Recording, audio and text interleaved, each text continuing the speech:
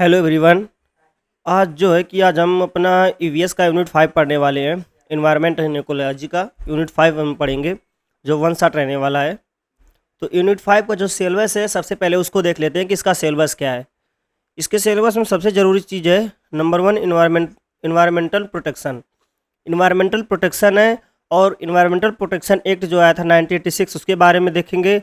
और उसको चलाने के लिए, जैसे मान लो कि इन्वायरमेंट प्रोटेक्शन के लिए कुछ जो नॉन गवर्नमेंट ऑर्गेनाइजेशंस बने हैं, एनजीओस, वो कैसे काम करते हैं, किस बेसिस पे काम करते हैं, उनका ऑब्जेक्टिव क्या रहता है, क्या फिनोमिना रहता है, ये सब बारे में हम बात करेंगे। और इसमें जो इन्वायरमेंटल प्रोटेक्शन एक्ट में, जैसे एयर पॉल्यूशन एक्ट हो गया, और फिर वाटर पॉल्यूशन एक्ट हो गया, फिर वाइल्ड लाइफ प्रोटेक्शन हो गया, और फिर फॉरेस्ट प्रोटेक्शन। ये सब जो एक्ट है, ये जो लाए गए थे, इन सब बारे में बात करेंगे कि ये कब लाए गए थे, इनका ऑब्जेक्टिव क्या, ये कैसे काम करते हैं, इन सब बारे में भी हम बातें करेंगे। इसके बाद हम पॉपुलेशन ग्रोथ पे बातें करेंगे कि पॉपुलेशन ग्रोथ की वजह से क्या क्या चुनौतियाँ हमारे सामने हैं, और आने वाले फ्यूचर्स में क्या क्या चुनौतियों का सामना करना पड़ सकता है। इसके बाद इन्वायरमेंटल एजुकेशन के बारे में देखेंगे, जो इन्वायरमेंटल से रिलेटेड एजुकेशन है वो कितना ज़रूरी है लोगों को जानना इसके बारे में। इसके बाद वुमेन एजुकेशन के बारे में बात करेंगे कि वुमेन एजुकेशन भी कितना ज़रूरी है और क्यों इम्पॉर्टेंट है। सो स्टूडेंट, जो हमारा पहला टॉपिक है सबसे आज का, उसके बारे में बात करते हैं। क्या है? Environmental protection. इन्वायरमेंटल प्रोटेक्शन को देखते हैं। तो बेसिकली इन्वायरमेंटल प्रोटेक्शन, जैसे कि सबसे आपको समझ में आ रहा होगा वर्ड से ही, कि इसका मतलब है कि इन्वायरमेंट को प्रोटेक्ट करने के लिए जो भी एक्ट है, जो भी लॉज रूल्स वगैरह हैं, वो सब क्या है? इन्वायरमेंटल प्रोटेक्शन कहलाते हैं। जैसे कि हम ऐसी चीज़ों को फॉलो करें जो हमारे एटमॉस्फेयर के लिए अच्छा हो। ऐसा नहीं कि एटमॉस्फेयर के लिए हार्मफुल है, उन सब चीज़ों को हम अवॉइड करें जो हार्मफुल हों। तो ये सब चीज़ें जो ध्यान में रखते हैं, वही हमारे इन्वायरमेंटल प्रोटेक्शन के अंदर आते हैं। जैसे उसके पॉइंट्स जो दिए गए हैं, उसको मेंशन किए गए हैं, उनमें से बात कर लेते हैं कि वो पॉइंट्स क्या क्या है। तो जो पहला पॉइंट है वो क्या है? Environmental protection involves taking steps to conserve and preserve the natural worlds, its resources and the ecosystem. मतलब कि इसका कहने का मतलब ये है कि जो इन्वायरमेंटल प्रोटेक्शन है वो इन्वॉल्व करता है किसके बारे में? कंजर्व, क्योंकि हम कंजर्व कर रहे हैं, कितने अमाउंट में कंजर्व कर रहे हैं, कैसे हम कंजर्व कर रहे हैं, और प्रिजर्व कर रहे हैं, क्या चीज़ें कर रहे हैं, वो सब नेचुरल वर्ल्ड में इस, और रिसोर्सेज जो है उसका कैसे यूज हो रहा है, कितना यूज हो रहा है, कितना उनका वेस्टेज है, उसको कैसे कम किया जा सके। और जो इकोसिस्टम बनाया गया है, एक इधर से उधर खाने पीने का फूड चेन फूड है, ये सब कैसे एक अच्छे से तालमेल तरीके से सामंजस्य इनके बीच में, और ये कैसे अच्छे से चल पाए, इन सब बारे में इसमें इन स्टेप्स लिए गए हैं। The field addresses issue like pollution, resource depletion, climate change and habitat destruction. मतलब कि जो ये सब किस बारे में बात किया गया? जैसे पॉल्यूशन वगैरह के बारे में बातें किया गया है इस एक्ट में। इन्वायरमेंटल प्रोटेक्शन में रिसोर्स डिप्लेशन, जो भी रिसोर्सेज की कमी हो रही है, जैसे फूड की कमी हो रही है, वाटर की कमी हो रही है, वाटर क्राइसिस चल रहे हैं, तो ये सब की जो कमी हो रही है, इस बारे में भी इन्वायरमेंटल प्रोटेक्शन में अब मेंशन किया गया। और क्लाइमेट चेंज पे भी चर्चाएं की गई हैं कि जो क्लाइमेट चेंज है वो क्यों हो रहा है, कैसे हो रहा है, इसकी क्या क्या चुनौतियाँ क्लाइमेट चेंज होने की वजह से, इन सब बारे में भी बातें की गई हैं। और जो हैबिटेट डिस्ट्रक्शन हो रहा है, जो भी जैसे डिफॉरेस्टेशन हो रहा है, सब चीज़ें जो हो रही है, अर्बनाइजेशन हो रहे हैं, इन सब चीज़ें जो हो रही हैं इस हमारे इन्वायरमेंट में, तो ये सब हैपेंस हो रही हैं, जो तो ये किस तरह से कितना हार्मफुल हो सकता है हमारे इन्वायरमेंट के, ये सब बस में मेंशन किया गया है।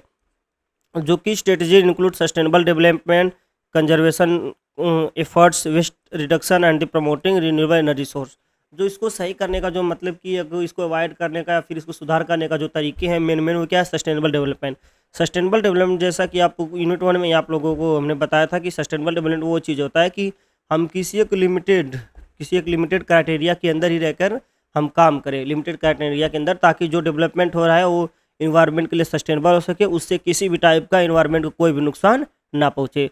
और कंजर्वेशन एफर्ट्स और वेस्ट रिडक्शन, जैसे कि वेस्ट रिडक्शन, जो भी चीज़ें हम नुकसान हो जाती है, वेस्ट हो जाती हैं हमारी एटमॉस्फेयर में, जैसे कि ज़रूरत से ज़्यादा पानी नुकसान करते हैं हम जो, और इंडस्ट्री से जो निकलता है गंदा पानी, ये सब जो वेस्ट हो रहा है, इसको हम कितना मिनिमाइज कर पाएँ, इस पर बात किया गया। और प्रमोटिंग रिन्यूएबल एनर्जी सोर्स, और जो एनर्जी सोर्स है उसको प्रमोट किया गया। कौन से एनर्जी सोर्स को? रिन्यूएबल एनर्जी सोर्स को। जैसे रिन्यूएबल एनर्जी सोर्स क्या क्या हो गए? सोलर एनर्जी, वाइंड एनर्जी, ये सब रिन्यूएबल एनर्जी सोर्स है। इसको यूज करने से एटमॉस्फेयर पे किसी भी तरह का कोई भी बुरा इम्पैक्ट नहीं पड़ता है। इससे एटमॉस्फेयर आराम सेफ रहता है, और एनर्जी क्या आती है? रिन्यूएबल होती है, जिसको इजीली यूज में ला सकते हैं। It's crucial for ensuring a healthy planet and the sustainable future for generation to come. ये सब चीज़ें जो की स्ट्रेटजीज है, जो इन सब चीज़ों को ध्यान में रखना चाहिए ताकि जो हमारी आने वाली जनरेशन है वो सेफ़ हो, अपने आप को सेफ़ महसूस करे, उन पे किसी भी चीज़ों का, किसी भी चुनौतियों का सामना ना करना पड़े। तो जो इस तरीके से हम किस तरह से इन्वायरमेंटल प्रोटेक्शन को हम कम कर सकते हैं, इन सब बारे में बात करते हैं हम। नंबर 1 है रिड्यूसिंग पॉल्यूशन। ये तो मोस्ट इंपॉर्टेंट है कि हमें सबसे पहले क्या करना है कि हमें जो पॉल्यूशन है उसको रिड्यूस करना है। रिड्यूसिंग पॉल्यूशन, जो पॉल्यूशन हो हमारे एटमॉस्फेयर में हो रहे हैं, जिस भी टाइप का air pollution, water pollution, noise pollution, soil pollution, ये सब जो पॉल्यूशंस हो रहे हैं, इन सब पॉल्यूशंस को हमें क्या करना है, कम करना है किसी भी तरीके से, कि हम ऐसी चीज़ों को मिनिमाइज करें जो हमारे एटमॉस्फेयर के लिए हार्मफुल हो। We work keep our air water and soil clean by controlling emission from factories cars and farm. मतलब कि हमें उसको वी वर्क टू कीप और जो भी हवा है, जल है और जो भी सॉइल से, ये सब जो निकल रहे हैं, गंदे निकल रहे हैं, खराब, कहाँ से, एमिशन से, यार ऐसे इमिशन से जो स्मोक निकलता है एयर में मिलके एयर पॉल्यूशन का काम करता है, और जो फैक्ट्रीज वगैरह से धुएं निकलता है वो भी एयर पॉल्यूशन का काम करता है, उनमें से जो वाटर्स निकलते हैं वो भी वाटर पॉल्यूशन में आते हैं। तो इन सब चीज़ों को हम कैसे कितना मिनिमाइज कर सकते हैं, कितना रिड्यूस कम कर सके ताकि हमारे एटमॉस्फेयर को हार्मफुल ना पहुँचे। नेक्स्ट है सेकंड पॉइंट, वो क्या, conserving resources. We use resource like water, forest and the minerals widely so they are available for the future. तो इसके कहने का मतलब है कि जो रिसोर्सेज है, natural resources like water, forest and the minerals, उन सब चीज़ों को हम इस वे में क्या करें, इस वे में हम इसको एक्सेप्ट करें या फिर कंज्यूम करें कि ताकि ये बचे रहे, जो ताकि हमारे आने वाली जनरेशन है उसके लिए भी कंजम्पशन करने के लिए अवेलेबल रह पाए। और जो नेक्स्ट जो क्या है, नंबर 3, फाइटिंग क्लाइमेट चेंज। और हमें इस बारे में भी जानकार और अवेयर होना चाहिए कि जो क्लाइमेट चेंज हो रहा है उससे क्या क्या चुनौतियाँ आ रही हैं। तो इस सब क्लाइमेट चेंज को बदलने के लिए भी हमें कुछ कदम उठाने चाहिए, जैसे कि जो ग्रीन हाउस गैसेस आ रही हैं, तो ग्रीन हाउस गैसों को मिनिमाइज करने के लिए हमें रिन्यूएबल एनर्जी सोर्स का यूज करना चाहिए। और रिस्टोरिंग हैबिटेट्स, जो भी चीज़ें जैसे कि डैमेज हो गई हैं, जो भी इकोसिस्टम डैमेज हो गया, डिफॉरेस्टेशन की वजह से जो भी एनिमल्स पलायन कर जा रहे हैं, तो उनको हमें क्या करना है कि फॉरेस्टाइजेशन करके उनको जो वापस लाना है, ताकि जो इकोसिस्टम का बैलेंस है वो इकोसिस्टम का बैलेंस बना रहे, उनमें किसी भी तरह का कोई भी ऐसा ना हो कि इकोसिस्टम बिगड़ जाए, संतुलन बिगड़ जाए, ताकि काफ़ी चीज़ें वेस्टेज हो जाएँ। तो इन सब चीज़ों को भी ध्यान में रखना है। एजुकेटिंग पीपल, ये मोस्ट इम्पॉर्टेंट है कि एजुकेटिंग पीपल मतलब कि लोगों को जागरूक करना चाहिए, इस बारे में बताना चाहिए, शिक्षित करना चाहिए कि हमारे एटमॉस्फेयर के लिए क्या क्या चीज़ें ज़रूरी है और क्या क्या चीज़ें ज़रूरी नहीं, हमें किन चीज़ों को अवॉइड करना चाहिए ताकि हमारा जो इन्वायरमेंट है वो सेफ़ और क्लीन रह सके। और इसके पॉलिसी के बारे में बात करते हैं कि इन्वायरमेंटल पॉलिसी क्या है। पॉलिसिकली बेसिकली वही होता है कि जो फंडामेंटल रूल्स और लॉज होते हैं किसी भी काम को करने के लिए, वही पॉलिसी होते हैं कि जैसे हम कोई काम करते हैं तो उसको काम करने किस लिमिट में काम करना है, उसके किस लिमिट में रह के काम करना है, क्या क्या उसके नियम कानून है, ये सब बातें जो होती हैं वही क्या होती हैं, इन्वायरमेंटल पॉलिसीज होती हैं। इन्वायरमेंटल प्रोटेक्शन एक्ट जो है उसके बारे में बात करते हैं कि जो पॉलिसी आई गई थी वो एक्ट क्या है। इंडिया है सेवरल की environmental legislation aimed at protecting it's natural resources, managing pollution and promoting sustainable development. मतलब कि इंडिया क्या लेजिस्लेशन ने इन्वायरमेंट को प्रोटेक्ट करने के लिए बहुत से नियम कानून लाए हैं, जैसे कि नेचुरल रिसोर्सेज को बचाने के लिए, पॉपुलेशन को मैनेज करने के लिए, और जो सस्टेनेबल डेवलपमेंट उसको प्रमोट करने के लिए इंडियन गवर्नमेंट ने बहुत सारे ऐसे एक्ट लाए ताकि हमारे एटमॉस्फेयर को किसी भी तरह की कोई भी क्षति ना पहुँचे।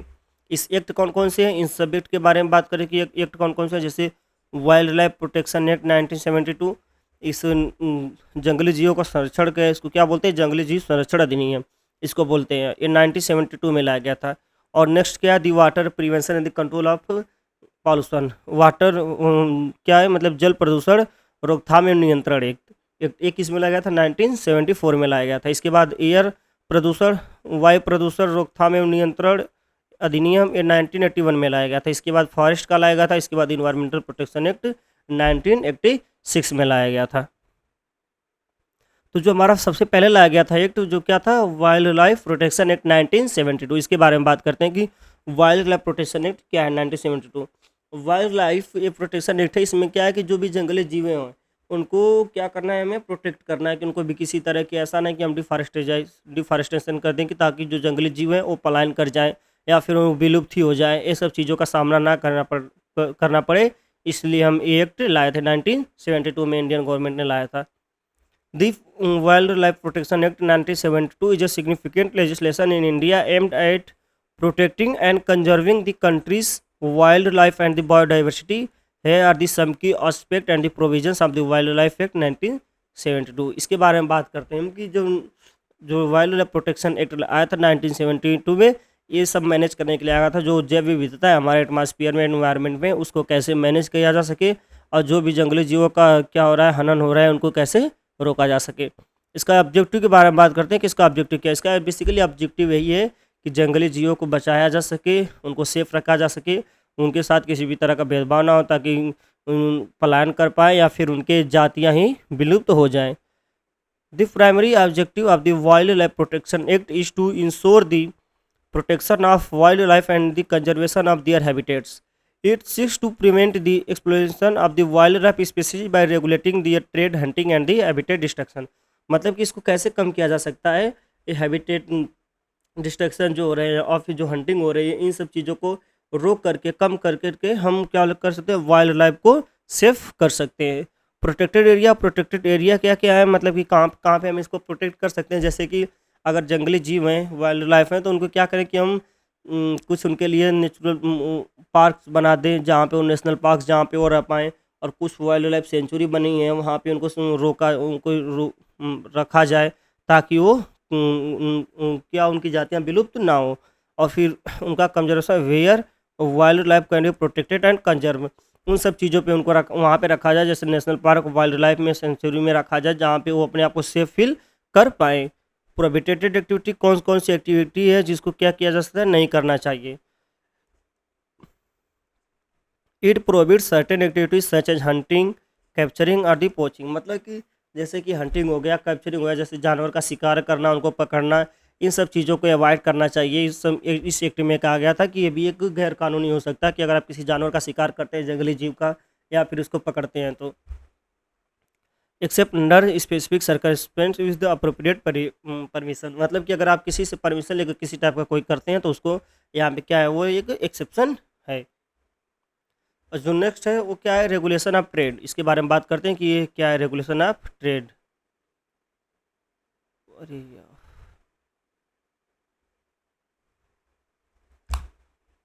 1 मिनट।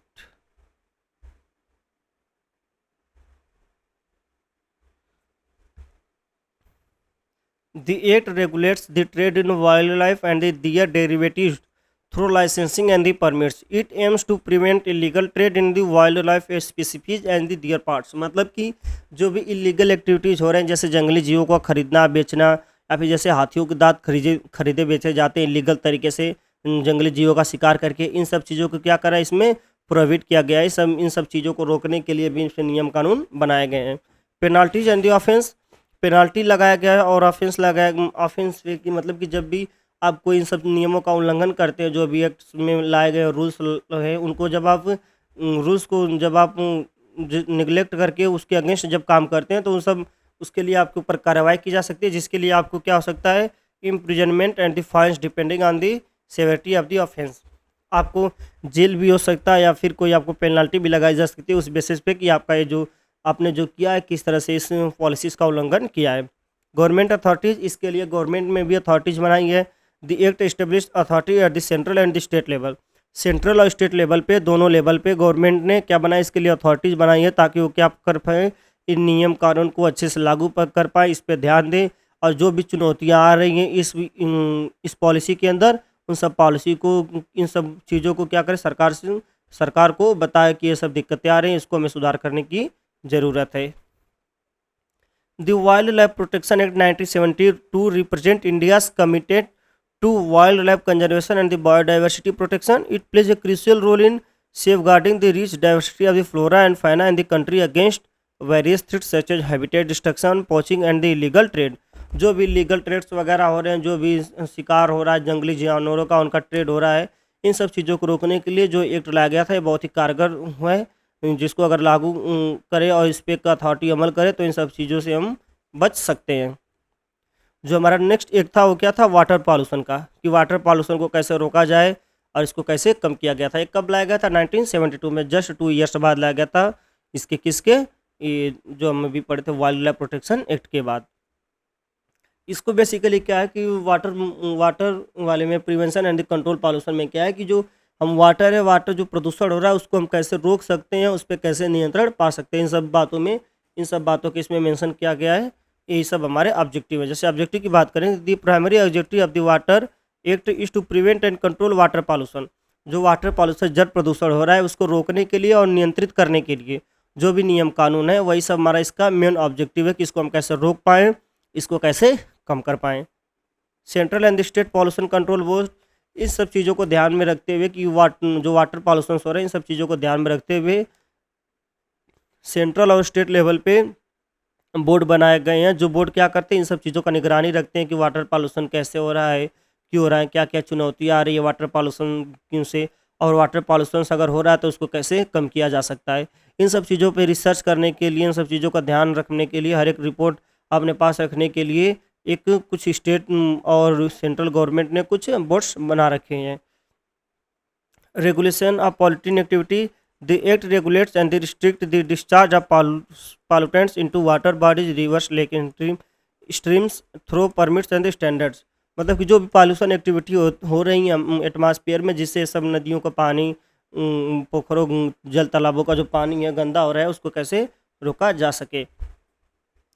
पावर अथॉरिटीज़ क्या है, अथॉरिटी जो बनाई गई स्टेट लेवल पे और सेंट्रल गवर्नमेंट लेवल पे जो बनाई गई हैं, उनके पास पावर क्या है। The act empowers the pollution control boards to inspect premises, issue direction, conduct inquiry and take necessary steps for the prevention and the control of the water pollution। जो authorities बनाई गई हैं उनके पास ये अधिकार है, उनके पास ये पावर है कि वो क्या कर सकते हैं कि जो भी वाटर पॉल्यूशन हो रहा है उस पर जांच बैठाई जा सके, उस पर जो नेसेसरी स्टेप्स हैं जो वाटर पॉल्यूशन के रोकने के लिए ज़रूरी हैं, वो सब नेसेसरी स्टेप्स क्या करें, ये ले पाएँ। पॉल्यूशन कंट्रोल एरिया कौन कौन से, जैसे the act follows the declaration of the water pollution control areas where strict measure may be apply to prevent and control water pollution. Water pollution को कंट्रोल करने के लिए, रोकने के लिए और नियंत्रित करने के लिए ये सब एरियाज में काम किए गए हैं। पेनाल्टीज क्या है, इसमें भी पेनाल्टी लगाई गई है कि अगर आप जो नियम कानून बनाए गए, अगर आप इसकी ऑफेंस में जाके कोई काम करते हैं तो आपके ऊपर पेनाल्टी लग सकती है। अब पेनाल्टी में क्या हो सकता है कि आपको जेल भी हो सकती है या फिर आपको किसी भी तरह का कोई जुर्माना लगाया जा सकता है। जो एयर एक्ट था, एयर एक्ट 1981, इस एक्ट को देखते हैं कि इस एक्ट में क्या था 1981 में। एक एक्ट कब लाया गया था, एयर एक्ट 1981 में लाया गया था। The air prevention and the control of pollution act 1981 is a significant environmental legislation in India aimed at preventing and controlling air pollution. ये जो एक्ट था, एयर एक्ट बेसिकली जैसे वाटर एक्ट था और वाइल्ड लाइफ प्रोटेक्शन एक्ट था, इसके साथ ही जो एयर एक्ट लाया गया 1981 में, एयर एक्ट का भी काम यही था कि जो हमारे वायु में प्रदूषण हो रहा है फैक्ट्री की वजह से और व्हीकल इमिशन की वजह से, ग्रीन हाउस गैसेस की वजह से, जो भी चुनौतियों का हमें सामना करना पड़ रहा है एयर पॉल्यूशन की वजह से, उसको कैसे कम किया जा सके, उसको कैसे रोका जाए, वो इसका क्या था, मेन ऑब्जेक्टिव था, जो कि आपको फर्स्ट पॉइंट में मेंशन किया गया है।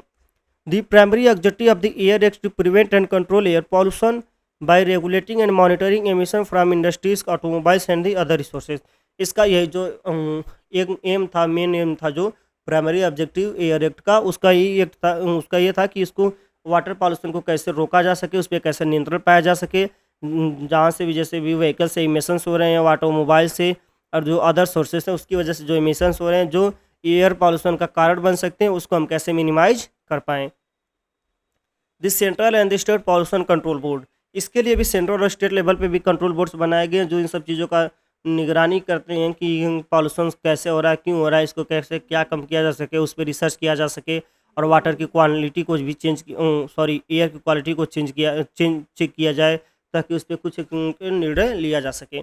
इन सब चीज़ों को भी करने के लिए कुछ कंट्रोल बोर्ड्स बनाए गए हैं, स्टेट लेवल पे अलग से और सेंट्रल लेवल पे अलग से। रेगुलेशन ऑफ एमिशन, जो एमिशंस हो रहे हैं हमारे एटमॉस्फेयर में, फॉजिल फ्यूल्स का यूज करते हैं या फिर जो व्हीकल एमिशन की वजह से हो रहा है, जो भी चीज़ें हो रही हैं उन सब चीज़ों को कैसे कम किया जा सके, इन पे भी रेगुलेशंस लाए गए। और जैसे कि सल्फर डाइऑक्साइड हो गया, नाइट्रोजन ऑक्साइड हो गया, कुछ पार्टिकुलेट मैटर है जो क्या करते हैं, हमारे एयर को पॉल्यूटेड करते हैं। इन सब चीज़ों को रोकने के लिए भी कुछ रेगुलेशंस और नियम बनाए गए। और प्रोहिबिटेड एक्टिविटी, कुछ ऐसी एक्टिविटीज़ जिनसे हमें बचना चाहिए, जो हमें करना नहीं चाहिए। Use of certain type of fuse and processes that are likely to cause air pollution, हमें उन सब फॉजिल फ्यूज़ और उस टाइप के फ्यूज़ से बचना चाहिए जो क्या करें, हमारे एटमॉस्फेयर को नुकसान पहुंचा रहे हैं, हार्मफुल है हमारे एटमॉस्फेयर के लिए। उन जो जिनके एमिशन की वजह से हमारा एयर पॉल्यूशन बढ़ रहा है, तो उन सब चीज़ों को हमें निगलेक्ट करना चाहिए, कम करना चाहिए, ताकि हमारा एयर पॉल्यूशन ना हो पाए। Authorization of industry and the other specific process must be obtained consent or authorization from the pollution control boards before they can operate। जैसे कि जो इंडस्ट्री और जो industry and other specific processes, जो industry में और जो हो रहा है, इंडस्ट्री की वजह से जो धुआं निकल रहा है, उसमें जो गंदा पानी निकल रहा है, और भी जो अलग तरह से जो प्रोसेस हो रहे हैं जिनकी वजह से भी ये सब चीज़ें हो रही, उनको भी रोकने के लिए अथॉरिटी इन क्या करती हैं कि ये बोर्ड जो है एक अथॉरिटी बनाती हैं जो इन सब पे काम करते हैं कि इस वाटर एयर पॉल्यूशन को कैसे रोका जाए। पेनल्टी एंड ऑफेंस, इसमें भी पेनल्टी और ऑफेंस लगाया गया कि अगर आप रूल रेगुलेशन का ऑफेंस करते हैं तो आपके ऊपर पेनल्टी हो सकती है और कुछ जुर्माना लग सकता है, कोई इम्प्रिजमेंट भी हो सकता है। पब्लिक अवेयरनेस एंड एजुकेशन, इसके लिए सबसे ज़रूरी चीज़ है कि पब्लिक अवेयरनेस हो और एजुकेशन। इसके पब्लिक अवेयरनेस और एजुकेशन के क्या मायने हैं?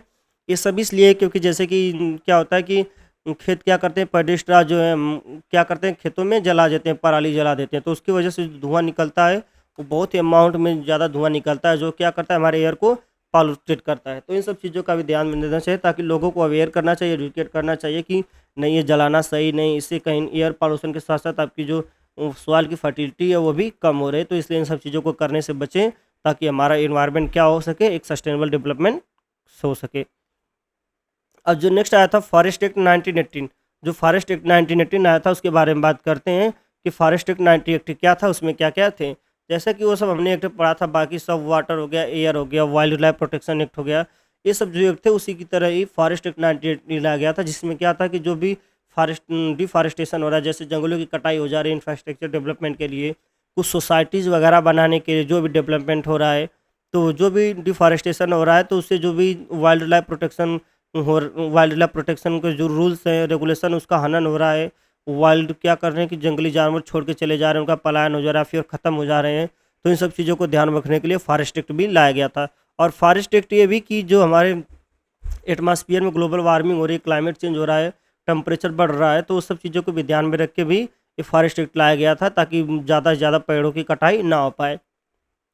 The Forest Act 1980 is a crucial legislation in India aimed at safeguarding the country's forest and wildlife। इसका जो मेन काम था, इसका मेन काम यही था कि ये क्या करे कि ये बचा सके, किसको बचा सके, फॉरेस्ट को बचा सके और वाइल्ड लाइफ को बचा सके। The primary objective is to regulate the diversion of the forest land for non forest purpose such as industrial project and the infrastructure development to ensure sustainable use of forest resources and the maintain ecological balance. इसका जो main जो primary objective था, उसका मतलब यही था कि जो नॉन फॉरेस्ट जगह है उसका यूज़ किया जा सके, किसके काम के लिए, इंडस्ट्रियल काम के लिए। कि ऐसा नहीं कि जो फॉरेस्ट है उसको काट करके आप वहाँ पे इंडस्ट्री बना दें, ऐसा नहीं करना है। जो भी नॉन फॉरेस्ट वाली जगह है, जो लैंड है खाली पड़ी है, वहाँ पे आप इंडस्ट्री बनाएं, ताकि आप जो नेचुरल रिसोर्सेज मिलते हैं फॉरेस्ट है उसका भी आप अच्छे से लाभ ले पाएँ। The act requires prior approval from the central government for any project or activity that involves the diversion of the forest land. It emphasizes compensatory afforestation where equivalent areas of non-forest must be afforested to compensate for the diverted forest land। मतलब कि जो भी government द्वारा जो भी चीज़ें, ये सब चीज़ें लाई गई ताकि जो हमारा डिफॉरेस्टेशन हो रहा है उसको कैसे मिनिमाइज किया जा सके, कैसे कम किया जा सके, ताकि हमारा एटमॉस्फेयर को एक इकोलॉजिकल बैलेंस बना रहे, उसमें किसी भी इकोसिस्टम किसी भी तरह से डैमेज ना हो। The act established national and state level committees to evaluate purpose of forest land diversion and provides for penalty for the unauthorisation diversion. ये सब क्या है कि इन सब चीज़ों को जो एक्ट है उसको सही से लागू करने के लिए कुछ अथॉरिटीज़ और ऑर्गेनाइजेशंस बनाए गए सेंट्रल और नेशनल गवर्नमेंट, सेंट्रल और स्टेट लेवल गवर्नमेंट द्वारा, कि इस पर आप कुछ पेनल्टी फिक्स कर सकते हैं, आप इस पर कुछ ऑर्गेनाइजेशन बैठाकर इस पर आप रिसर्च कर सकते हैं। ये सब चीज़ें उनके अंदर उनको पावर दिया गया। It also allow for judicial review to ensure compliments with the act provision. इन सब चीज़ों को जुडिशियल रिव्यू का भी महत्व दिया गया कि यहाँ पे अगर डिफॉरेस्टेशन हो रहा है तो वहाँ पे एक जुडिशियल रिव्यू हो सकता है, जहाँ पे आप उसकी आवाज़ उठा सकते हैं। जैसे कि अब मान लीजिए आप कहीं आपकी खुद की ज़मीन है, आप उसको 10 साल के कहीं छोड़कर चले गए, तो वहाँ पे पेड़ पौधे उग गए, बड़े से जंगल टाइप में हो गया, तो उसको आप सरकार कह रही कि नहीं इसको आप तोड़ नहीं सकते। तो यहाँ पे आप इसको अपने शब्द क्या कर सकते हैं, हाई कोर्ट सुप्रीम कोर्ट में रख सकते हैं, अपनी आवाज़ उठा सकते हैं कि नहीं ये मेरी ज़मीन है जो ऐसा हुआ है, तो वहाँ पे आप जंगलों की कटाई करने से आप मतलब कि आप उसको साफ करके अपने काम में ला सकते हैं। The Forest Act 1980 play a crucial role in promoting the conservation and the sustainable management for our India forest, protecting wildlife habitats and the balancing economical development with environmental preservation। जो फॉरेस्ट एक्ट 1980 लाया गया था, एक क्या करता है कि एक बहुत ही एक अच्छा एक्ट है जो क्या कर सकता है कि इंडियन गवर्नमेंट द्वारा लाया गया था, जो इंडियन फॉरेस्ट को क्या करता है, प्रोटेक्ट कर सकता है, वाइल्ड लाइफ के लिए भी प्रोटेक्ट करता है उनको, और जो इकोनॉमिकल बैलेंस है उनको क्या इकोनॉमिकल जो सिस्टम है उसको बैलेंस करेगा, इकोलॉजिकल सिस्टम को, और जो भी इको सिस्टम है उसको उसको उसमें भी सामंजस्य बनाए रखेगा, और जो भी सस्टेनेबल डेवलपमेंट है उस पर भी काम कर सकता है। जो हमारा जो नेक्स्ट है वो क्या है, द इन्वायरमेंटल प्रोटेक्शन एक्ट 1986। जो इन्वायरमेंटल प्रोटेक्शन एक्ट है 1986, वो उसमें बेसिकली वही चीज़ें मेंशन है कि इसमें ऑलमोस्ट सब चीज़ें आएंगी, जैसे एयर हो गया, वाटर हो गया, वाइल्ड लाइफ प्रोटेक्शन हो गया, फॉरेस्ट, इन सब मिला करके क्या होता है हमारा इन्वायरमेंट बनता है। तो इन सब चीज़ों को रोकने के लिए भी कि इनका इन किसी तरह से पॉल्यूटेड ना हो या फिर इनका हनन ना किया जा सके, कुछ नेचुरल रिसोर्सेज जो जा रहे हैं ख़त्म हो रहे हैं उन पे भी लगाम लगाई जा सके, कंट्रोल किया जा सके, इसलिए 1926 में द इन्वायरमेंटल प्रोटेक्शन एक्ट लाया गया था। ये क्या करता है, ये crucial environmental legislation in India अपनी सेंट्रल गवर्नमेंट द्वारा लाया गया था। The environmental protection act 1986 was enacted by the government of India to provide for the protection and improvement of the environment and the prevention of hazards to human beings। मतलब कि ये जो act 1986 में लाया गया था इंडियन गवर्नमेंट द्वारा, वो क्या करता है, इन्वायरमेंट को इम्प्रूव करता है, ताकि किससे इम्प्रूव करता है, पॉल्यूशन से बचने के लिए, और क्या करता है उसका prevention of hazardous to human beings, जिसकी वजह से जो पॉल्यूशन एटमॉस्फेयर में हो रहा है उससे जो भी चुनौतियां इंसान को, ह्यूमन बींग्स को सामना करना पड़ रहा है, जैसे हेल्थ को लेकर इशू हो गया और भी अलग अलग के जो भी इशू हो रहे हैं ह्यूमन को, उन सब ह्यूमन को इशू ना है, इन सबको रिजॉल्व करने के लिए एक्ट लाया गया था। और जो भी चीज़ें अलग जो क्रिएचर्स है, जो लिविंग एलिमेंट हैं, जो जैसे जानवर्स हो गए, पेड़ पौधे हो गए, वो भी किसी तरह से हार्मफुल ना हो, इन सब चीज़ों को ध्यान में रख के एक्ट लाया गया था। और जो प्रॉपर्टीज़ वगैरह भी हजारडस हो रहा है उनका, उन सब चीज़ों का भी इसमें ध्यान किया गया है। The Act recognized the need for a holistic approach to environmental protection and aims to integrate environmental consideration into the planning and the development process। और इन सब चीज़ों को उसमें मेंशन किया गया कि वही काम आप कर सकते हैं डेवलपमेंट प्रोसेस के लिए जो एक सस्टेनेबल डेवलपमेंट के अंदर आता है, जिससे इन्वायरमेंटल क्या आपका नुकसान ना पहुँचे उसको। इसके ऑब्जेक्टिव क्या थे इन्वायरमेंटल प्रोटेक्शन के, वही इन्वायरमेंटल प्रोटेक्शन का ऑब्जेक्टिव तो बेसिकली हमने वही बात किया कि एक ह्यूमन को नुकसान ना पहुँचे, ह्यूमन बींग्स को नुकसान ना पहुँचे, जानवरों को नुकसान ना पहुँचे, पेड़ पौधों को नुकसान ना पहुँचे, और जो भी प्रॉपर्टीज़ वगैरह है उनको भी किसी तरह का कोई भी नुकसान ना पहुँचे। ये सब इसका मेन ऑब्जेक्टिव था। किसका था, living creatures, hazardous to human beings, plants and the property, इन सबको जो नुकसान हो रहा है पॉल्यूशन की वजह से, इससे बचा जा सके, इसका मेन ऑब्जेक्टिव यही था। इसमें सेंट्रल गवर्नमेंट का रोल क्या है उसके बारे में बात करते हैं। The act establish the central government as the authority responsible for planning and executive program for environmental protection act. जो अथॉरिटी बनाई गई थी सेंट्रल गवर्नमेंट का, वो रिस्पॉन्सिबल है, किस लिए रिस्पॉन्सिबल है कि वो इस पर रिपोर्ट तैयार करे कि जो इन्वायरमेंटल हो रहा है पॉल्यूशन, तो उसको कैसे कम किया जा सके, कैसे उसको रोका जा सके, उसमें क्या क्या चुनौतियाँ हैं उसको कैसे बदला जा सके। इन सब चीज़ों को ध्यान में रख के एक अथॉरिटीज़ है एक रिपोर्ट तैयार करेंगी जो गवर्नमेंट को देंगी, ताकि गवर्नमेंट उस पर एक अच्छे अप्रोच से निर्णय ले सके। Environmental standard, it empowers the central government to prescribe standard for the emission and discharge of pollution from industries. ये जो अथॉरिटीज़ हैं, अथॉरिटीज़ को क्या करता है, एम्पावर करता है कि जो भी इंडस्ट्रियल की वजह से जो एमिशंस हो रहे हैं, जो हमारे इन्वायरमेंट के लिए नुकसानदायक, हार्मफुल हैं, या ऑटोमोबाइल और अदर सोर्सेज से जो भी इन्वायरमेंटल पॉलिसी के खिलाफ जा रहे हैं, उन सब चीज़ों का ध्यान में रखें, ताकि जो हमारी इन्वायरमेंट पॉलिसी है उसको किसी भी तरह से निगोशिएट ना किया जा सके, और उसके अंदर में रह के हम एक सस्टेनेबल डेवलपमेंट कर पाएँ। Regulation of hazardous substance, the act provides for the regulation and the management of hazardous substance and ensure their safe handling and disposal to prevent environmental containment and health hazard. मतलब कि जो हमें उन्हीं सब चीज़ों को ध्यान में देना, हमें उन्हीं सब चीज़ों को यूज में लाना है जो हमारे इन्वायरमेंट के लिए सही हो, ना कि जैसे पॉलीथीन वगैरह हमारे इन्वायरमेंट के लिए बहुत ही नुकसानदायक है। तो ये सब जो हजार्डस चीज़ें हैं इनको हमें कहीं ना कहीं यूज करने से बचना चाहिए। पब्लिक पार्टिसिपेशन ये भी बहुत इंपॉर्टेंट है कि पब्लिक पार्टिसिपेशन भी बहुत ज़रूरी है, ताकि क्या हो सके कि जिससे हम लोगों को अगर जागरूक करेंगे हर एक गवर्नमेंट जो अथॉरिटी जो वो घर घर जाकर सबको तो नहीं करेगी, लेकिन अगर हर एक इंसान को इस बारे में बताया जाए, शिक्षित किया जा सके, तो क्या करे कि हर एक इंसान खुद से अपना काम करे। जैसे अथॉरिटी तो घर घर जाकर उनका काम करेगी नहीं, लेकिन वो क्या करे, पब्लिक को अवेयर करे, इस बारे में एजुकेट करे, बताए, तो लोगों को जानकारी होगी, जिससे लोग अपने खुद से भी निर्णय ले सकते हैं कि नहीं ये चीज़ें हमारे लिए गलत है, हमारे एनवायरनमेंट के लिए सही नहीं है, तो हमें ये चीज़ें नहीं करनी है। पेनल्टी एंड ऑफेंस, इसमें अभी पेनल्टी और ऑफेंस रखे गए कि अगर आप इन सब चीज़ों का पॉलिसी का रूल और लॉज जो है उनको अगर फॉलो नहीं करते हैं तो आपके ऊपर पेनल्टी लग सकती है, इम्प्रिजमेंट हो सकता है। इन्वायरमेंटल इम्पैक्ट असेसमेंट, इन जो इन्वायरमेंट पे इम्पैक्ट पड़ रहा है इन सब चीज़ों का, उसके भी बारे में बात किया थी। Act less down provision for conducting environmental impact assessment studies for certain project activities or the industries that are likely to have a significant impact on the environment। और उन सब चीज़ों का ध्यान में दिया गया कि जो भी इन्वायरमेंट में हमारे जैसे इंडस्ट्रीज हो गए, ऑटोमोबाइल्स वगैरह हुए, इन सब चीज़ों की यूज़ से जो हमारे इन्वायरमेंट में इम्पैक्ट पड़ रहा है, उन सब चीज़ों को भी मेंशन किया गया कि क्या इम्पैक्ट पड़ रहा है।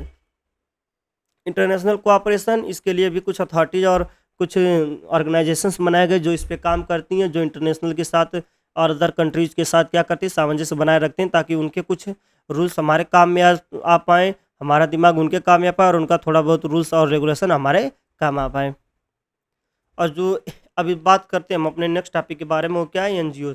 एनजीओ मतलब नॉन गवर्नमेंट ऑर्गेनाइजेशंस। ये क्या है कि ये गवर्नमेंट के द्वारा नहीं होती है, खुद अलग से प्राइवेट होते हैं, जैसे किसी कम्युनिटी द्वारा बनाई गई, किसी प्राइवेट संस्था द्वारा बनाई गई है। तो ये क्या करते हैं कि ये खुद उस पे काम करते हैं, जो पॉल्यूशंस वगैरह हो रहे हैं, इन सब चीज़ों को कम करने के लिए, इन सब चीज़ों को संज्ञान में लेने के लिए खुद ऑर्गेनाइजेशंस बनाए गए हैं। नॉन एनजीओस और non government organization are typically non profit entity independent of government control. ये गवर्नमेंट के कंट्रोल से बिल्कुल बाहर होते हैं। They are driven by the humanitarian environmental or social goals and other often operate at local, national and the international level। ये national और international level पे जो भी ह्यूमन की चीज़ों को ध्यान में रखकर, ह्यूमैनिटी को ध्यान में रखकर, इन्वायरमेंटल को ध्यान में रख करके, और जो सोशल गोल हैं, सामाजिक जो नीतियाँ हैं, उन सब कुछ चीज़ों को ध्यान में रख के भी ये क्या करती है, ये काम करते हैं, ताकि क्या करें, हमारे एनवायरमेंट को इंश्योर कर पाए कि हम सेफ हैं। NGO plays crucial role in various sectors such as development and human rights, environmental conservation, health care, education and disaster relief. इन सब चीज़ों में जो एनजीओ जो है काफ़ी मदद करता है। और जो कुछ जो जो हमारे रूल्स और रेगुलेशन है, वो एनजीओ द्वारा जो फॉलो करते हैं, उसके बारे में बात करते हैं कि वो सब कौन कौन से रूल्स और रेगुलेशंस हैं। उसके बारे में देख लेते हैं क्या क्या है। Sorry, conservation and habitat destruction. जो भी जैसे कि हम कितने अमाउंट में जो हमारा नेचुरल रिसोर्सेस है, उसको कितने अमाउंट में हम कंजर्व कर रहे हैं, कितना कंजर्व कर रहे हैं, ताकि हमारे आने वाली जनरेशन के लिए भी वो चीज़ें सेफ हो पाएँ। और हैबिटेट डिस्ट्रक्शन, जो भी चीज़ें हम नुकसान पहुँचे, जिन भी चीज़ों का क्षति हुआ है, नुकसान पहुँचा है, उन सब चीज़ों को हम वापस रिस्टोर कैसे कर सकते हैं, उस पर भी इसमें बात किया गया। वो भी इसमें मेंशन किया गया कि जो भी नुकसान हो गई हैं चीज़ें, उसको हम कैसे रिस्टोर करें, ताकि हमारे जो बैलेंस इकोलॉजिकल सिस्टम का वो बना रहे। And policy advocate and the policy influence, NGO advocate for the environmental policies at local, national and the international level। They conduct research, raise awareness about environmental issues and the lobby in government। मतलब कि ये क्या करते हैं कि जो environmental issues है उस पर कमेंट करते हैं, उस पर रिपोर्ट तैयार करते हैं, उसके बारे में देखते हैं और जो गवर्नमेंट को सौंपते हैं, गवर्नमेंट उस पर कुछ एक्शंस ले सकती हैं। क्लाइमेट चेंज मिटिगेशन, इसके बारे में भी उन्होंने बात मतलब कि उनमें मेंशन किया गया उनके ऑब्जेक्टिव्स में कि जो क्लाइमेट चेंज हो रहा है हमारे इन्वायरमेंट में, उसको कैसे कम किया जा सके, जो भी ग्लोबल वार्मिंग हो रही है ग्रीन हाउस गैसों की वजह से, उसको कैसे कम किया जा सके और उनसे बचने के लिए क्या क्या उपाय हों, उस पर भी इसमें मेंशन किए गए हैं सब points. Community engagement and education, जो कुछ कम्युनिटीज़ होती हैं उनको कैसे इन सब बारे से अवगत कराया जाए, ताकि उनको ये जानकारी हो कि ये सब चीज़ें हमारे इन्वायरमेंट के लिए हार्मफुल है और उनको करने से हमें बचना चाहिए, और लोगों को शिक्षित करना चाहिए इन सब मामलों में, ताकि वो इन सब कामों को करने से बच पाएँ। इसके लिए बहुत सारे ज़रूरी चीज़ें है। वाइल्ड लाइफ प्रोटेक्शन भी बहुत ज़रूरी है कि वाइल्ड लाइफ प्रोटेक्शन, जैसे जानवर मर जाते हैं तो लोग ऐसे ही फेंक देते हैं सड़े गले, जो कि स्मेल करता है, उधर आना जाना किसी का नहीं रहता है। तो जो जैसे जंगली जानवर रहेंगे वो बचे रहेंगे, डिफॉरेस्टेशन हम नहीं करेंगे तो जंगली जानवरों का पलायन नहीं होगा। तो जंगली जानवर क्या कर सकते हैं कि उन सब चीज़ों का खाद लेंगे, जिससे इकोसिस्टम का बैलेंस भी बिगड़ा रहेगा और किसी भी तरह का कोई भी पॉल्यूशन नहीं होगा। वाटर रिसोर्सेज मैनेजमेंट, और जो वाटर के रिसोर्सेज हैं जैसे कि सी वाटर हो गया, रिवर्स वाटर हो गया, लिव और जो लेक वाटर हो गए, स्ट्रीम्स वाटर हो गए, जो सब वाटर्स हैं, इन सब वाटर्स को भी कैसे यूज में लाया जा सके, इनको कैसे मैनेज किया जा सके, इन सब चीज़ों को भी ये काम करते हैं ये NGO. Cooperate accountability, NGOs engage with business and industries to encourage corporate responsibility and sustainability. ये क्या करती हैं कि ये इंडस्ट्रीज और जो बिजनेस हैं उन सब में भी डील करते हैं कि आप कुछ ऐसे काम करें जो हमारे एनवायरनमेंट के लिए हार्मफुल ना हो। आप उन सब चीज़ों को ज़्यादा प्रोत्साहन दें, उन सब चीज़ों का ज़्यादा यूज करें जो हमारे एनवायरनमेंट के लिए सेफ़ हो। इंटरनेशनल कोलाबोरेशन में भी ये लोग पार्टिसिपेट करते हैं ताकि इंटरनेशनल लेवल पे भी लोग काम करते हैं ताकि हमारे एनवायरनमेंट में किसी भी तरह से कोई नुकसान ना पहुँचे। रिसर्च एंड इनोवेशन, ये रिसर्च पे भी काम करते हैं कि जैसे कि हम रिसर्च करते हैं कि क्या क्या समस्याएं आ रही हैं पॉल्यूशन की वजह से और क्या क्या हमें सामना करना पड़ रहा है, उसको कैसे कम किया जा सकता है, और इससे हम कैसे बच सकते हैं, इन सब चीज़ों को भी रिसर्च करते हैं सब। और इनोवेशन मतलब कि कुछ कुछ नए टिपिकल आइडियाज़ लाते हैं इन सब को मिनिमाइज करने के लिए। अब जो है हमारा जो क्या वो नेक्स्ट पॉपुलेशन ग्रोथ के बारे में बात करते हैं कि पॉपुलेशन ग्रोथ क्या है। पॉपुलेशन ग्रोथ बेसिकली वही पॉपुलेशन एक्सप्लोजन, मतलब कि पॉपुलेशन एक बहुत ही कम टाइम पीरियड में बहुत ज़्यादा पॉपुलेशन का बढ़ जाना है क्या होता है, पॉपुलेशन एक्सप्लोजन होता है। वहाँ पे दिया गया कि the term population explosion refers to a rapid and exponential increase in the human population over a relatively short period। बहुत ही कम टाइम पीरियड में ये जो क्या है कि ह्यूमन बींग्स का क्या है इनका क्या चीज़ इनका इंक्रीज हो जाना, बहुत ही कम टाइम पीरियड में इनका तेज़ी से इंक्रीज हो जाना इनकी जनसंख्या में, वही क्या हमारा पॉपुलेशन एक्सप्लोजन होता है। The population growth can have significant impact on the environment influencing various aspect of ecosystem, natural resources and the sustainability. Some key ways in the which population growth affect the environmental. जो population growth हो रहा है वह कहीं ना कहीं हमारे atmosphere के लिए बहुत ही नुकसानदायक है, क्योंकि जब पॉपुलेशन जितनी ज़्यादा होगी नेचुरल रिसोर्सेज से उनका कंजप्शन उतना ज़्यादा होगा और जो इमिशंस वगैरह पॉल्यूशंस वगैरह हो वो सब उतना ज़्यादा होंगे, जो हमारे लिए बहुत ही चैलेंजिंग है। तो इन सब चीज़ों को ध्यान में रखते हुए जो इसमें कुछ लाए गए थे उनके जिसकी वजह से सब जो नुकसान है वो कुछ इसमें नुकसान मेंशन किए गए हैं पॉपुलेशन ग्रोथ की वजह से। जैसे रिसोर्स डिप्लेशन मतलब कि जो नेचुरल रिसोर्सेज जैसे जल हो गया और खाने पीने हो गया, सब जो चीज़ें हैं इनका कहीं ना कहीं नुकसान है। जैसे कि एक इंसान अगर कितना पानी यूज करेगा और वहीं पे अगर पॉपुलेशन बढ़ के 10 हो गई तो उतने लोग कितना वाटर यूज करेंगे, जिससे हमारा नेचुरल रिसोर्सेज कम होता है। तो कहीं ना कहीं पॉपुलेशन बढ़ने से जो नेचुरल रिसोर्सेज हैं उसकी भी कमी का सामना हमें करना पड़ सकता है। और आप देख भी रहे होंगे कि बेंगलोर, दिल्ली जैसे बड़े बड़े शहरों में पानी की कमी का सामना करना पड़ता है, जिससे छोटे स्तर के लोग क्या करते हैं कि शहरों को छोड़ना पड़ जाता है। लैंड यूज चेंज, इसमें पॉपुलेशन बढ़ने से क्या होता है कि जैसे पॉपुलेशन अगर बढ़ रहा है तो जो लोगों को रहने के लिए भी जगह चाहिए, अगर खाने के लिए जगह चाहिए तो रहने के लिए भी जगह चाहिए। तो जो लैंड पड़ी हैं उनको भी यूज ये ला सकते हैं कि उनका कैसे यूज किया जा सके। तो क्या करते हो कि कहीं से डिफॉरेस्टेशन करते हैं या फिर अलग चीज़ें करते हैं, जिससे क्या करें हो कि वो लैंड को अपने रहने की यूज में ला सकते हैं।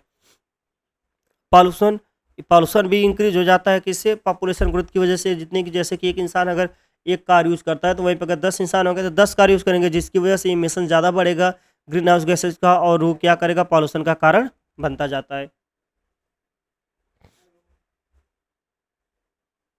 और नेक्स्ट क्या, क्लाइमेट चेंज। अगर पॉल्यूशन हो रहा है, एयर पॉल्यूशन हो रहा है तो कहीं क्लाइमेट चेंज का सामना करना पड़ेगा हमें। जैसे कि अगर ग्रीन हाउस गैसेस निकल रहे हैं तो ग्लोबल वार्मिंग होगी, जिसकी वजह से ग्लेशियर पिघलेंगे, नदियों का पानी सूख जाएगा, समुद्र का जलस्तर बढ़ जाएगा। ये सब जो क्लाइमेट चेंज है इन सब चीज़ों का हमें सामना करना पड़ेगा इसमें।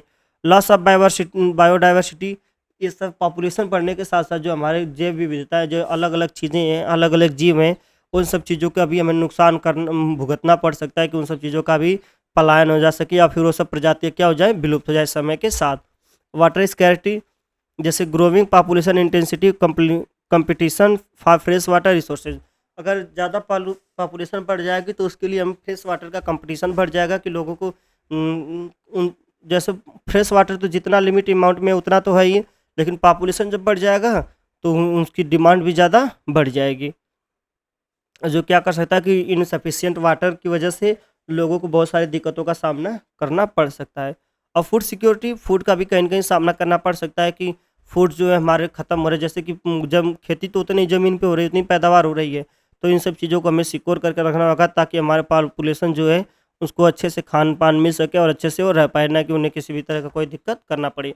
और वेस्ट मैनेजमेंट, जो भी नुकसान हो रहा है, जो भी चीज़ें हो रही हैं, एक इन सब चीज़ों को भी मैनेज करें ताकि कम से कम नुकसान हो और जो नुकसान होने वाली चीज़ें वो अदर लोगों में काम आ पाएँ, जिसकी वजह से एक पॉपुलेशन ग्रोथ की वजह से जो फूड की कमी हो जाती है, अलग चीज़ें जो हम ज़्यादा वेस्ट कर देते हैं, उन सब वेस्ट चीज़ों को मैनेज करें ताकि ये सब जो अलग पॉपुलेशन बढ़ने के साथ उन सब चीज़ों का कंज़म्पशन कर पाएँ।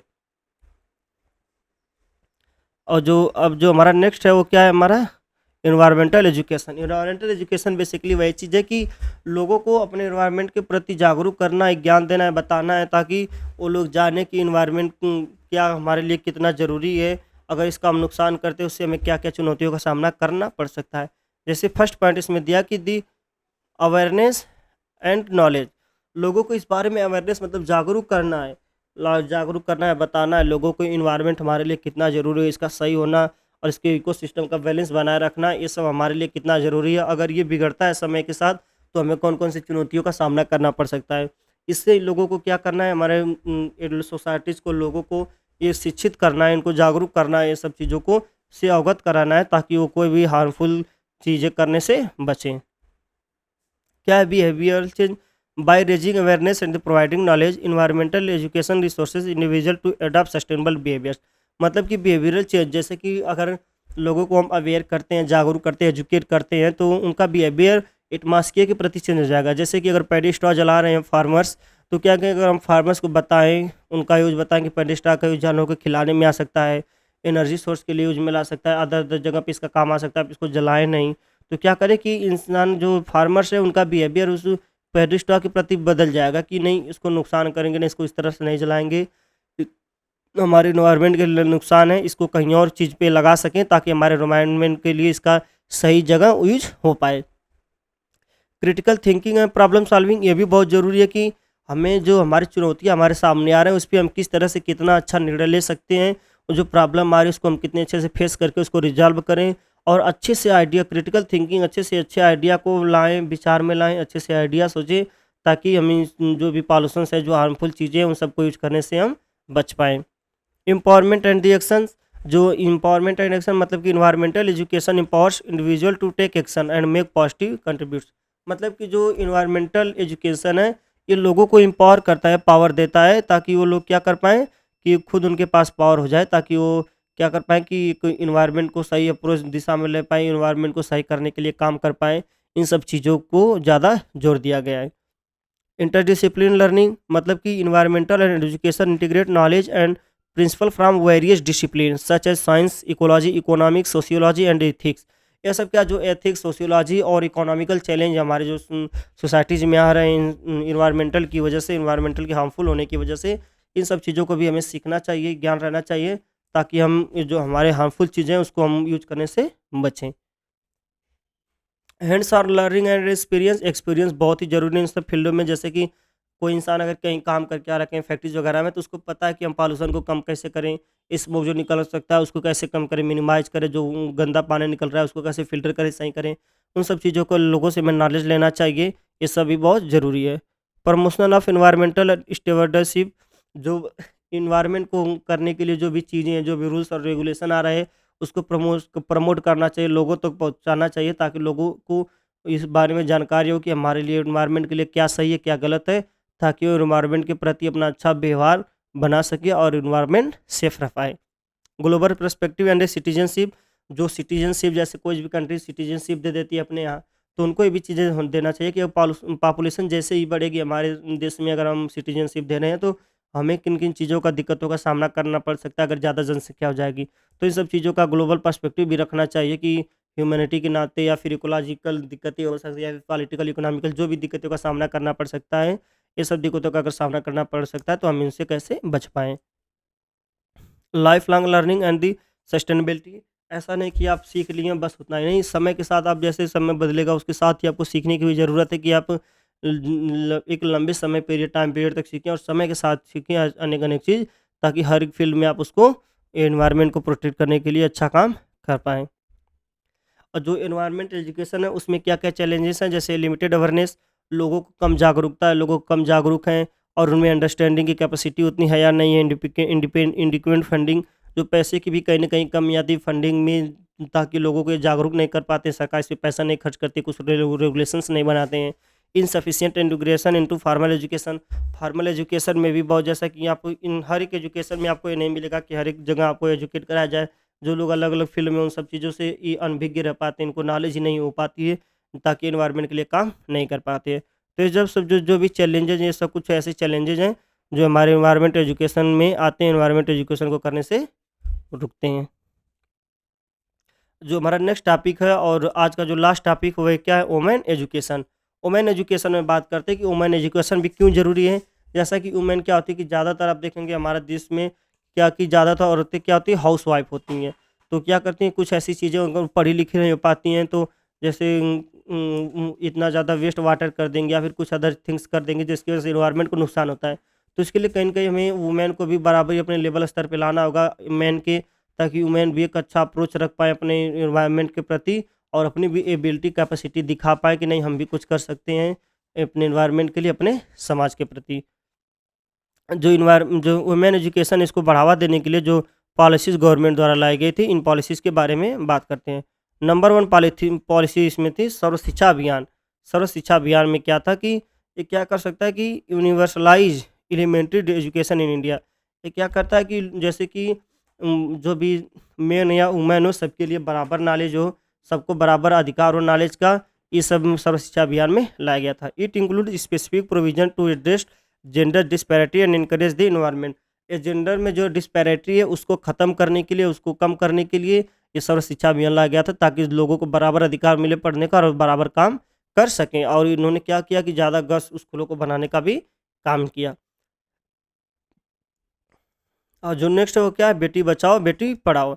इसमें 2015 में लॉन्च किया गया था बेटी बचाओ बेटी पढ़ाओ। इसके अंतर्गत भी ये सब चीज़ें काम किया गया कि गर्ल्स को पढ़ाने पे ज़्यादा जोर दिया गया कि गर्ल्स को ज़्यादा पढ़ाओ, गर्ल्स को बचाओ। ऐसा नहीं कि गर्ल्स अगर किसी की हैं, बच्चियाँ हैं, तो आपको उन पे भार लगे, ऐसा ना सोचें। बच्चियों को भी बच्चों की तरह पढ़ाओ, ताकि जो बच्चे कर सकते हैं वो बच्चियाँ भी कर सकती हैं, इंडिपेंडेंट हो सकती हैं, खुद सेल्फ इंडिपेंडेंट हो सकती है और अपने सोसाइटी के लिए, समाज के लिए और देश के लिए भी बहुत कुछ कर सकती हैं।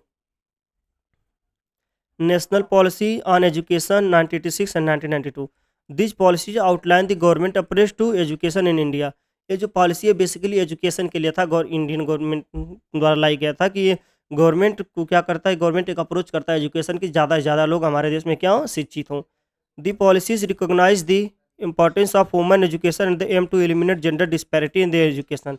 और इसका जो मेन काम था, उसका मेन काम भी यही था कि ये सब जो भी चुनौतियाँ आ रही हमारे एटमॉस्फेयर में, हमारे एनवायरनमेंट में, हमारे सोसाइटीज़ में, उनको क्या करिए, आइडेंटिफ़ाई करें और ह्यूमन एजुकेशन उसको आइडेंटिफ़ाई करे। और उनका मेन मकसद ये था कि जो जेंडर के बीचों में डिस्पैरिटी है, जैसे मेन और वुमेन को लेकर जो डिस्पैरिटी है, उसको कैसे मिनिमाइज़ किया जा सके, उसको कैसे कम किया जा सके। नेक्स्ट क्या है, Mahila Samiksha program launched in 1988। This program focus on the education and the empowerment of women. ये भी क्या था कि औरतों को, वुमेन को क्या करता है, वुमेन और गर्ल्स को एम्पावरमेंट करता है, पावर देता है कि उनको शिक्षा लेने का अधिकार है, ताकि वो क्या करें, वो भी अपनी एबिलिटी कैपेसिटी दिखा पाएँ और देश को अपने डेवलप करने में उनका एक क्रूशियल रोल प्ले कर पाएँ। It aims to improve the status of women in the society through education and awareness. और इसका मेन काम ये भी था कि जो जैसे औरतों का स्टेटस क्या होता है कि उन ग्रेडी ज़्यादा होती हैं, हाउसवाइफ होती है, तो उनका जो स्टेटस है घर में, परिवार में, सोसाइटी में, उनका स्टेटस थोड़ा बढ़े, किसके ज़रिए से, एजुकेशन से एजुकेट उनको करे, अवेयर करें इन सब चीज़ों से, ताकि उनका स्टेटस भी अपने एटमॉस्फेयर में, अपने सोसाइटी में उनका क्या स्टेटस बढ़ जाए। Support to training and employment program for women. इसके लिए भी स्टेप एक प्रोग्राम लाया गया था, जिसमें क्या कि उन्होंने प्रैक्टिकल थिंकिंग को ज़्यादा उन्होंने बढ़ावा दिया, उनको ज़्यादा प्रमोट किया है कि आपको ट्रेनिंग लेना चाहिए, ताकि क्या करें, government scheme that aims to empower women by providing them with skill that enhance their employability. मतलब कि स्किल सिखाने पर ज़्यादा जोर दिया गया कि अगर वुमेन्स को भी स्किल सिखाया गया, उनको एम्पावर किया गया, तो वो भी कहीं ना कहीं एम्प्लॉयबिलिटी, उनके अंदर जो कार्य करने की क्षमता है, वो एक एज ए एम्प्लॉय बढ़ सकती है। This include support for education and vocational training. और इसमें क्या क्या चीज़ें थी, जैसे उसमें कुछ ट्रेनिंग्स भी दी गई, कुछ एजुकेशन के साथ साथ ट्रेनिंग भी सिखाई दी गई, ताकि आप उस पर आगे जाने के बाद उस पर काम करें। अगर आपको ट्रेनिंग नहीं है तो आप उसमें जो भी दिक्कतों का सामना करना पड़ रहा है, उन सब चीज़ों का आप सामना ना करना पड़े, आप उसको ईजिली कर पाएँ। तो सो स्टूडेंट, जो हमारा यूनिट 5 था, यहीं तक था, यहीं पे ख़त्म होता है। मिलते हैं नेक्स्ट लेक्चर में।